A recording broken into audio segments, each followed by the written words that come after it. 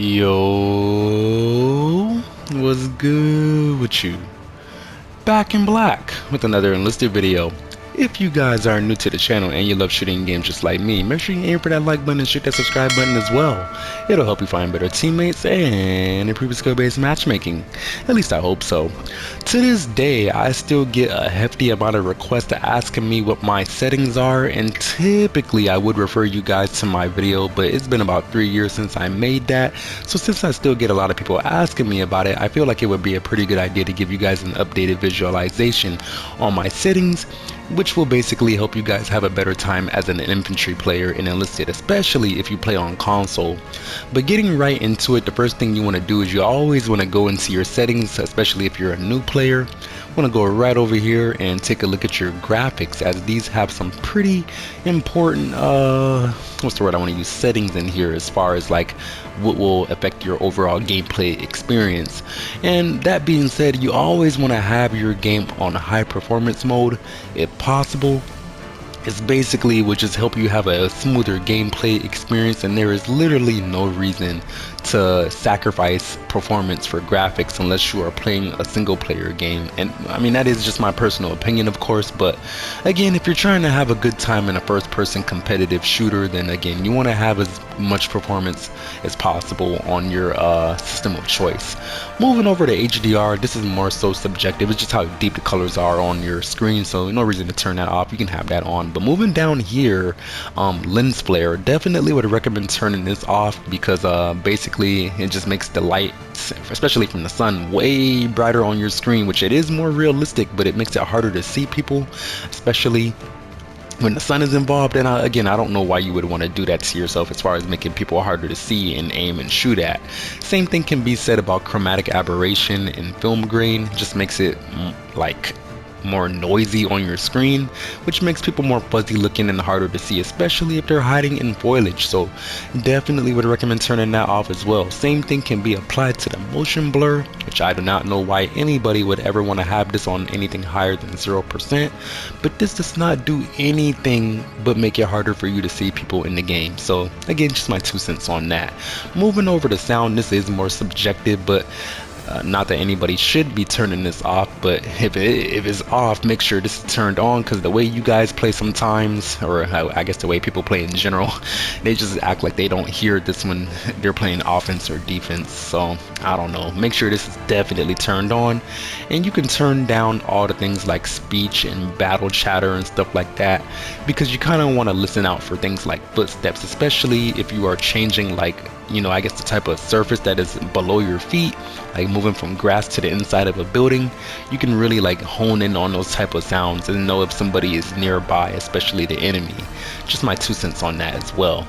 But moving into the more important stats in the option setting, this is really important, and you want to have your FOV as high as possible, because the more of the, I guess, battlefield that you can see in front of your face when you're actually fighting, the better peripheral vision you will have, and that will keep you from being flanked. And the same thing is even more so important when you're thinking about vehicles, because again, it's not like you're getting a third person view more often than not. So the more of your left and right you can see, it'll keep you alive just that much longer before getting an explosive pack thrown right under your tracks, or whatever the case may be. Keeping it in the important stats, let's see here, I would highly recommend turning the size of your kill log to enlarged for a couple of reasons. If you are playing with friends and they are nearby and you start seeing their name pop up on the left side of this, you know, I guess screen, then you will know that you are more than likely being flanked and the enemy is nearby. And the same thing can be applied to when your bots are being killed as well. So if you have this enlarged, it just gives you more situational awareness, and that is not something that is bad in any way, shape, or form.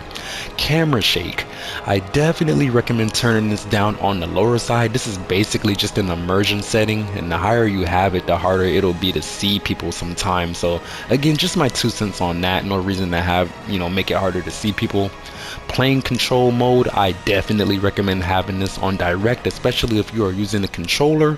Anything else, I mean, maybe if you're like a 6-axis kind of guy from like the PS3 days, or played Blazing Angels, then maybe you'll like controller schemes like that, but definitely recommend keeping this on direct.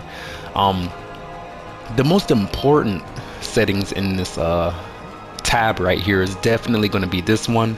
If you are brand new, it's not going to be on this by default, but I really implore you to go in here and turn it to console only, unless you're playing on PC or you have friends on PC, because playing against people on PC is just always going to have you at a disadvantage 9 times out of 10, as they will get more frames and they have a better apparatus as far as like aiming is concerned, more precision I should say.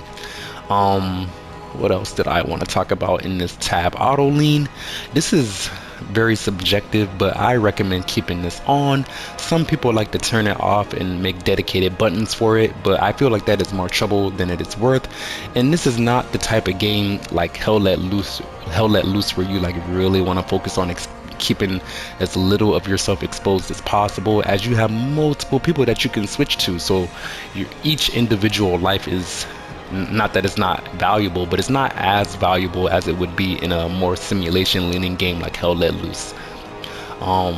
Again, I don't even know why this is a setting, because it's not even like you can generally talk to everybody that's in the game, but you can only talk to people if they're in your party. But yeah, I don't know, if you want to have it on, have it on. If not, whatever. It doesn't really mean anything in the grand scheme of things until they make it to the point where you can actually talk to everybody in your game, which is why is there a game like this where you can't communicate with your teammates that are generally being match made with you? I don't know, but one of the more annoying things about this game, generally speaking, I feel like people should be making more of a fuss about this.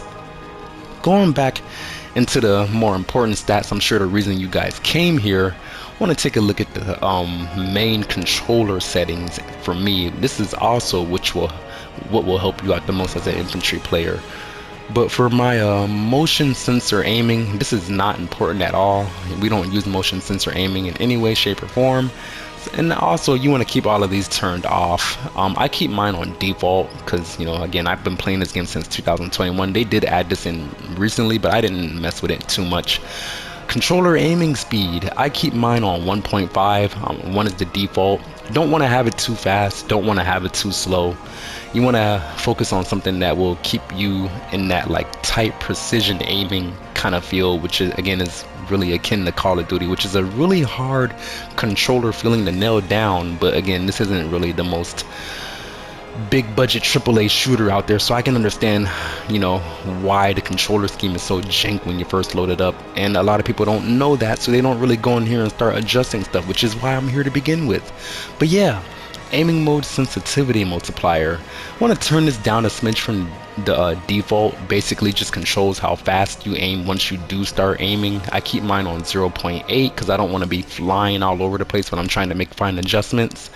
First person view mode sensitivity multiplier, you can keep both of these on default. There's nothing really crazy going on here. It's just regularly how fast you turn, which I feel is pretty fine for the most part. Plane view mode sensitivity multiplier, I don't like turning on a dime when I'm in the plane. It makes me more liable to face plant into the ground. I like being more controlled and precise with my plane movements as well, but we'll talk about the plane a little bit later.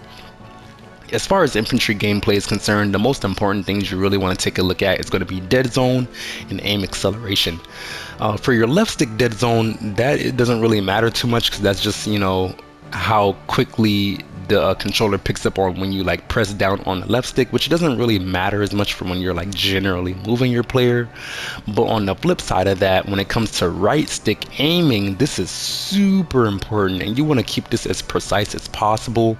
The higher you have this percentage, the more you will have to actually move your right stick before it actually registers that you are trying to make, fine precise movements with your aiming. So that's why I highly recommend turning this down anywhere from like 4 to like, I would say maybe like 5 to like 2%. 2% if you're very used to like having high sensitivities and making fine precise movements with your right stick, been playing FPS gaming for a long time. Have it a little bit higher if you're kind of on the newer side or maybe getting up there in your age.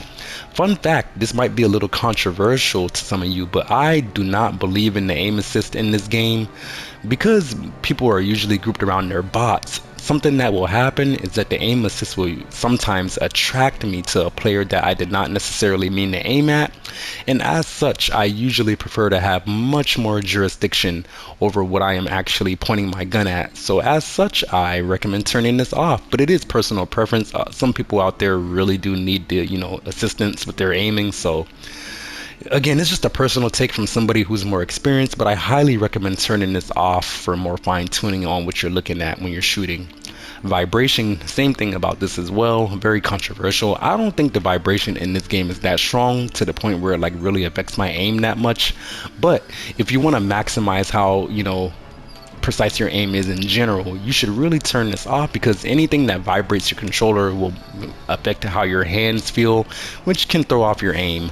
I don't even know why I'm hovering over the UI when I really meant to hover over the battle one. But yeah, last thing I did really want to talk about is aim acceleration. This applies to like when you max out how far you are moving your right stick, the more or I guess the longer you are maxing out the threshold on your right stick, the faster your player will start to turn. So if you want to keep the, I guess what's the word I want to use, overturning or like overshooting your target to a minimum, I would highly recommend turning this down, because you already turned your dead zone down, which will make your aiming more precise in general. There's no reason to have this high for no reason, because if you're trying to turn and look at something, you'll just turn faster than you intended to. So I recommend turning this down a little bit lower as well. Moving over to the movement, I use a controller with paddles on the bottom, so I don't really have a problem with keeping this stuff on the default, because I can still just crouch or jump or do whatever at the tap of my middle finger on either hand. But if you are using a regular PS5 or PS4 controller, I highly recommend setting your crouch to right stick. That way you don't have to take your thumb off of the aiming stick, and that way you can still change your stance as well, which is a major impact, or which has a major impact on your accuracy in general. So just my 2 cents if you are using a regular controller. That's pretty much it for as far as like how to improve your infantry gameplay. A lot of this stuff is going to be subjective as far as like what you want to map your buttons to. I'm not going to get too much in on that, because I don't want to tell you too much how to play or how to set up your soldiers, but most important thing is going to be the fine tuning of your aiming and the thumbsticks, because that's how you see and shoot people, and a lot of people don't really know that they should go in here and start moving stuff around. And when the game first starts, they got you turning like molasses, like I said. So highly wanted to show this to you guys, or at least it was highly requested, I should say. So yeah, just my 2 cents on that. Hopefully you guys enjoyed. Let me know what you guys think down in the comment section, and I hope you have a lovely rest of your day. Let me know if you want to see a little bit more fine tuning, or if you want me to take a look at my plane controls as well, which I will be getting back into soon, since these jets are out.